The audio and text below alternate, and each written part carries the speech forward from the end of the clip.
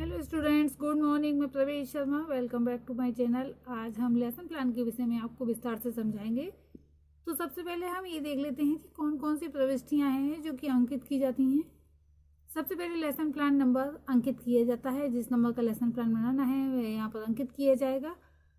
Second number पर हम देख रहे हैं डेट। यहाँ पर जिस दिन लेसन प्लान पढ़ाया जाना है उसी दिन की डेट यहाँ पर अंकित की जाएगी। सब्जेक्ट है हमारा होम साइंस। स्कूल या कॉलेज, जिस स्कूल में अध्यापन कार्य किया जाना है उसी स्कूल या कॉलेज का नाम यहाँ पर अंकित किया जाएगा। दूसरी साइड हम देख रहे हैं क्लास, कक्षा 8 के लिए लेसन प्लान बनाया गया है।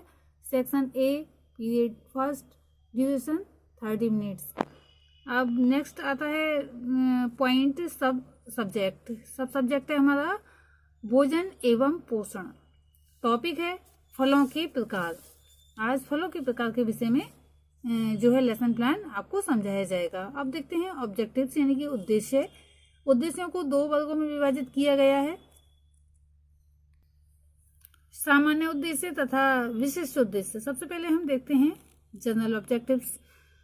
छात्राएं गृह विज्ञान विषय में पारंगत हो सकेंगी। छात्राएं गृह विज्ञान विषय द्वारा घर परिवार की देखरेख में पारंगत हो सकेंगी।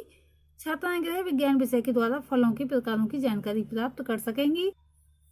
छात्राएं गृह विज्ञान विषय द्वारा मानव स्वास्थ्य व विकास के प्रति सजग हो सकेंगी। अब हम देखते हैं स्पेसिफिक ऑब्जेक्टिव्स। छात्राएं फलों के विषय में बता सकेंगी। छात्राएं गूदेदार फलों के विषय में बता सकेंगी। छात्राएं शुष्क फलों के विषय में बता सकेंगी और छात्राएं गुठलीदार फलों के विषय में बता सकेंगी। अब हम देखते हैं प्रीवियस नॉलेज यानी कि पूर्व ज्ञान। छात्राएं फलों के विषय में सामान्य जानकारी रखती हैं।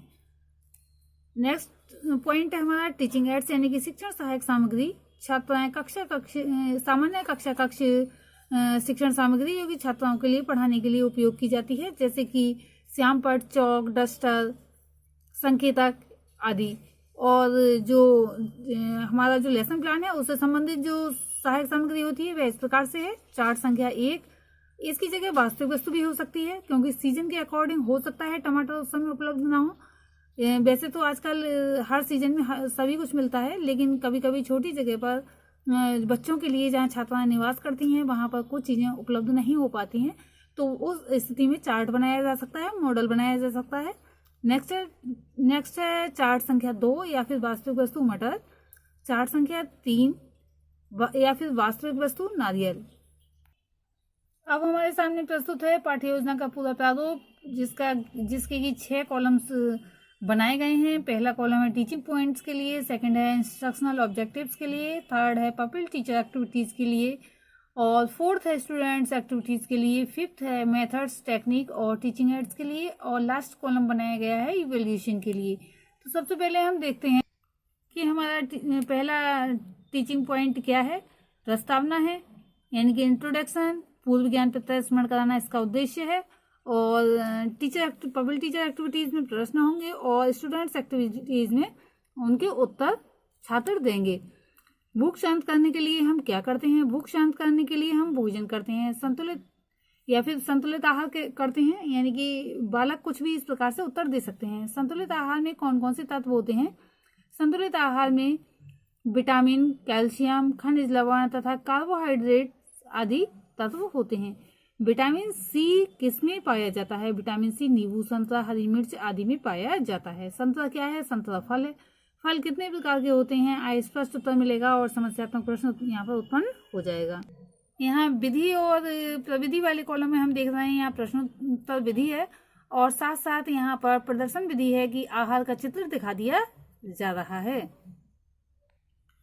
नेक्स्ट टीचिंग पॉइंट है उद्देश्य कथन यानी कि टीचर स्टेटमेंट। नवीन ज्ञान का प्रस्तुतिकरण यहाँ पर किया जाएगा।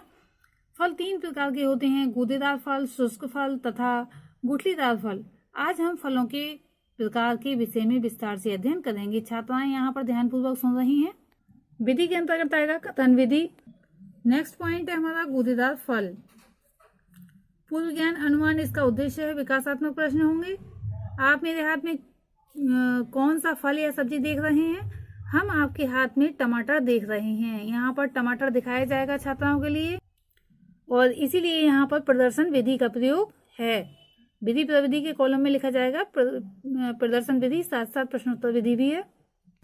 नेक्स्ट क्वेश्चन है, टमाटर काटने पर कैसा निकलता है? टमाटर काटने पर गूदेदार निकलता है। गूदेदार फलों के विषय में बताइए, स्पष्ट उत्तर मिलेगा और समस्यात्मक प्रश्न उत्पन्न हो जाएगा। और ये विधि बता ही देती कि प्रदर्शन विधि और प्रश्नोत्तर विधि साथ साथ चल रही है। अब होगा कथन, नवीन ज्ञान का प्रस्तुतिकरण किया जाएगा। गूदेदार फल रसदार तथा गूदे वाला होता है।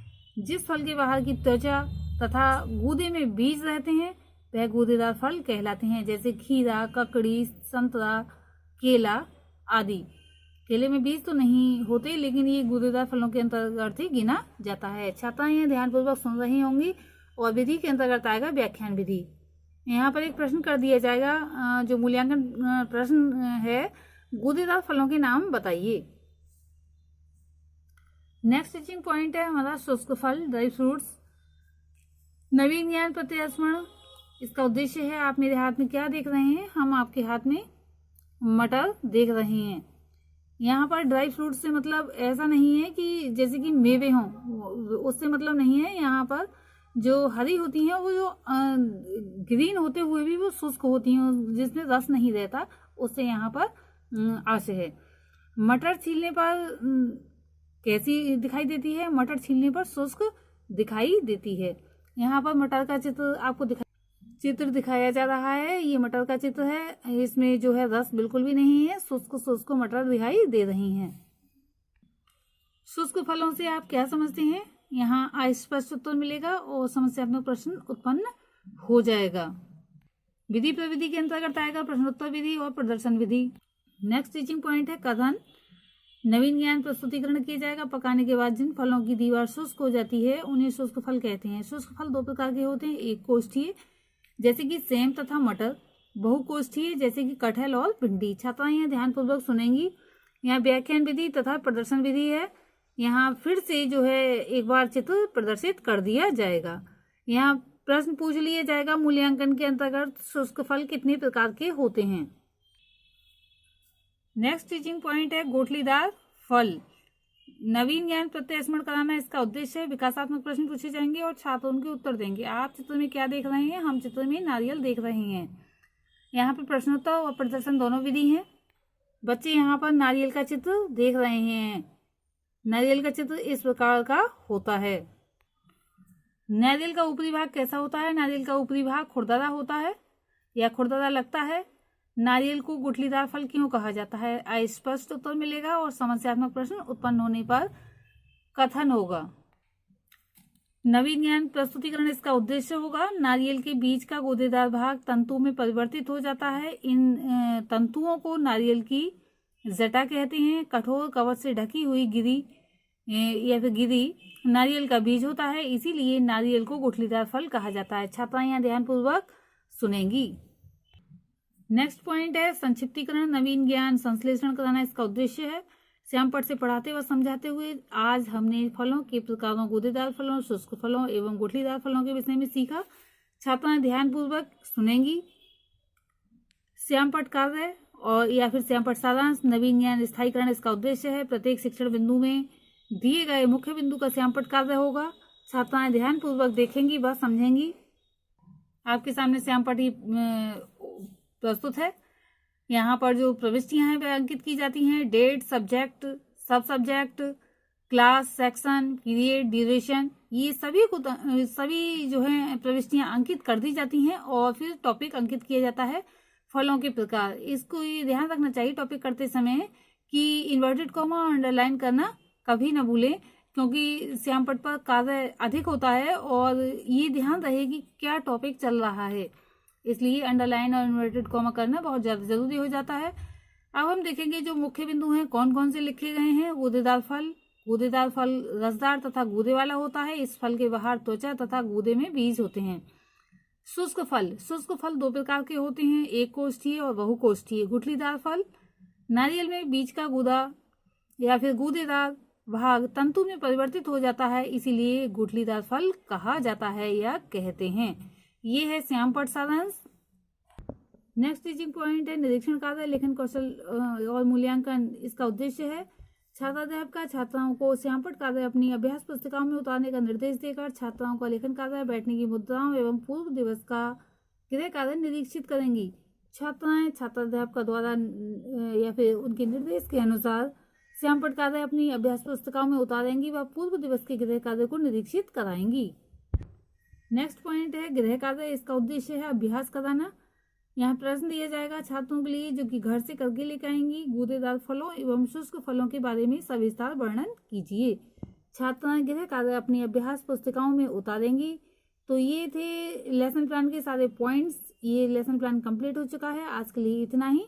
धन्यवाद।